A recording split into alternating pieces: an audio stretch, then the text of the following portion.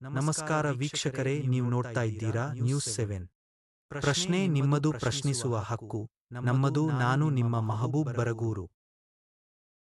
ಆಕಸ್ಮಿಕ ಬೆಂಕಿ, ಸೂರು ಕಳೆದುಕೊಂಡು ಬೀದಿಗೆ ಬಿದ್ದ ಕುಟುಂಬ.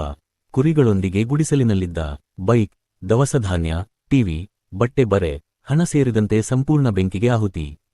ಶಿರಾ ತಾಲೂಕಿನ ಗೌಡಗೆರೆ ಹೋಬಳಿಯ ಬ್ರಹ್ಮಸಂದ್ರ ಗೊಲ್ಲರಹಟ್ಟಿಯಲ್ಲಿ ನಡೆದಿದೆ.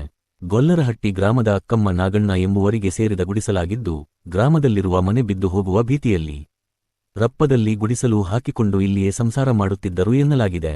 ಆಕಸ್ಮಿಕ ಬೆಂಕಿಯಿಂದಾಗಿ ಇದ್ದ ಸೂರು ಕೂಡ ಸಂಪೂರ್ಣ ಭಸ್ಮವಾಗಿರುವ ಕಾರಣ ಅಕ್ಕಮ್ಮ ನಾಗಣ್ಣನವರ ಕುಟುಂಬ ಬೀದಿಗೆ ಬಿದ್ದಿದೆ.